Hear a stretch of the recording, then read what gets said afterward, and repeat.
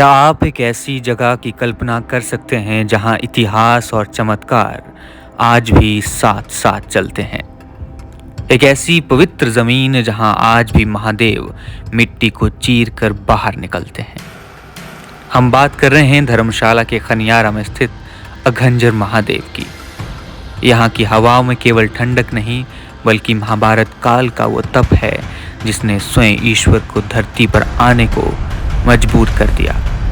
लेकिन यहाँ जो रहस्य छिपा है वो केवल इतिहास नहीं, वो एक जीवित चमत्कार है। क्योंकि जब अर्जुन ने महाभारत का युद्ध लड़ना था ना, तो उसको जो शिव जी ने एक अस्त्र दिया था, ठीक है, कि मतलब कि वो ऐसा होगा कि मतलब कि उसको अगर कहीं भी छोड़ोगे ना तो वो मारा ही जाएगा, ठीक है, जो प्रतिद्वंदी है ना वो मारा ही जाएगा। तो वो अस्त्र जो है वो यहाँ पे भेज दिया था शिव जी ने। कहानी उस युग की है जब पांडव अज्ञातवास में थे।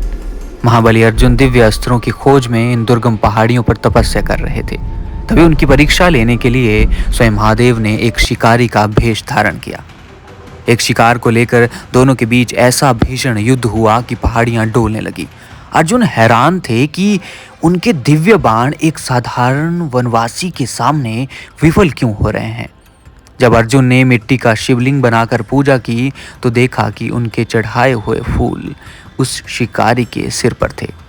तब उन्हें एहसास हुआ कि उनके सामने साक्षात महाकाल खड़े हैं। शिव ने प्रसन्न होकर यहीं अर्जुन को पशुपत अस्त्र दिया और उनके अहंकार का अघ यानी कि पाप नष्ट किया। इसलिए नाम पड़ा अघंजर महादेव।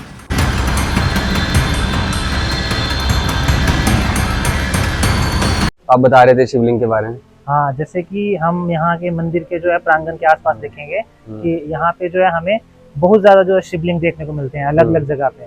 तो ये माना जाता है कि जब ये मंदिर जो है वो अस्तित्व में आया था और यहाँ पे जो है हमारे पंडितों ने यहाँ पे आके जो है आवास जो है वो शुरू किया था, तो ये अलग अलग जगह पे उनको जो है वो शिवलिंग मिले थे। और ये शिवलिंग माना जाता है कि ये 600 साल पुराने हैं।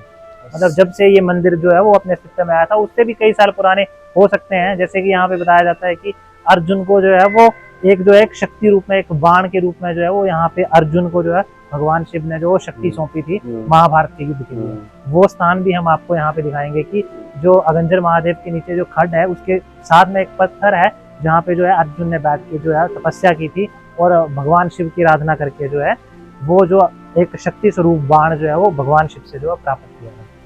यहाँ पे छोटे छोटे शिवलिंग पाए जाते हैं और 30 से ज्यादा यहाँ शिवलिंग है। और अगर आप यहाँ पे आते हैं तो बहुत शांति है, नदी की आवाज है। और मैं बोल रहा हूँ ये वाली अगर आप देखते हैं मंदिरों में जो पीस मिलता है ना वो कहीं नहीं मिलता।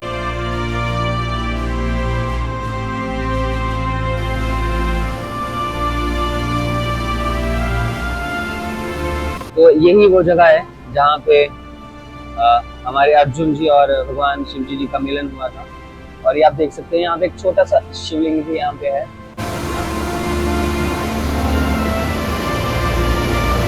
ये जो मतलब हमारे सामने ये जो नीचे है ना, यहाँ पे नीचे ये शिव जी की प्योर जो शेर की प्योर खाल जिस पे शिव जी बैठते हैं वो है। तो मतलब ऐसा माना जाता है कि यहाँ पे जो है वो रात को शिव जी आके जो है विराजमान होते हैं।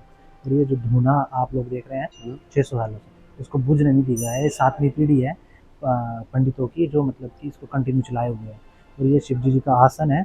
यहाँ पे माना जाता है कि अघंजर महादेव में रात को जो है शिव जी इस जगह पे जो है वो अपने पद पे जो है विराजमान होते हैं। भक्ति की लौ यहाँ केवल मन में ही नहीं बल्कि यहाँ के पवित्र धूनी में भी जलती है।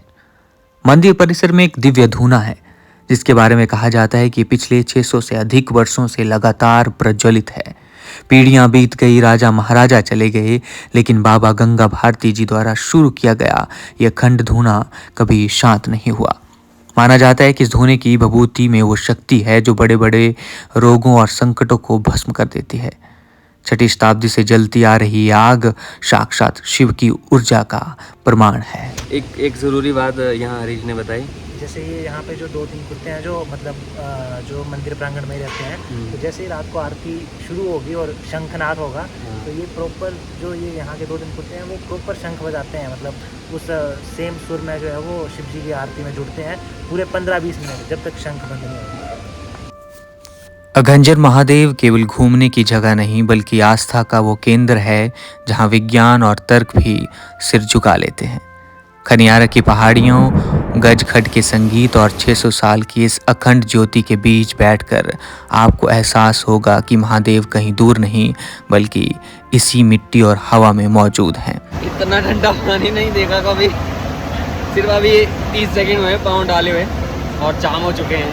मतलब सांसें यहाँ पे रुक सकती हैं अगर आप इस पानी में नीचे चले गए।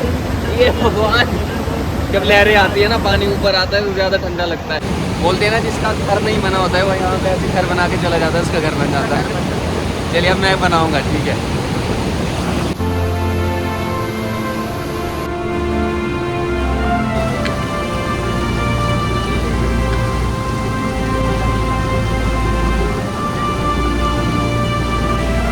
मैं बड़ा घर बनाने की सोच रहा हूँ। अब देखते हैं कितना बड़ा बनता है। अभी पत्थर नहीं मिल रहे, लेकिन इतना सा बहुत है, मेरे लिए काफ़ी है। और अगर बड़ा घर बनाना है तो फिर हमें किसी दूसरे का घर तोड़ना पड़ेगा। वैसा हम कर नहीं सकते। मेरा वाला है, ये है हरीश का घर, ये मेरा, और ये बाकी लोगों के घर हैं। और पानी का बहाव देख सकते हैं आप। अगर तुम चले गए इसमें तो तुम वहाँ जैसे रुकोगे, है ना।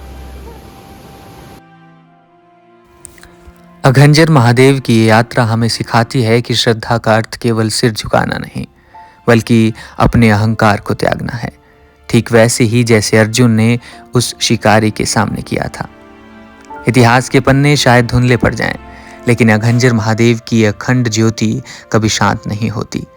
यह हमें एक अद्भुत बड़ा जीवन का पाठ सिखा देती है कि परिस्थितियां कैसी भी हो, सत्य और विश्वास की लौ हमेशा जलती रहनी चाहिए।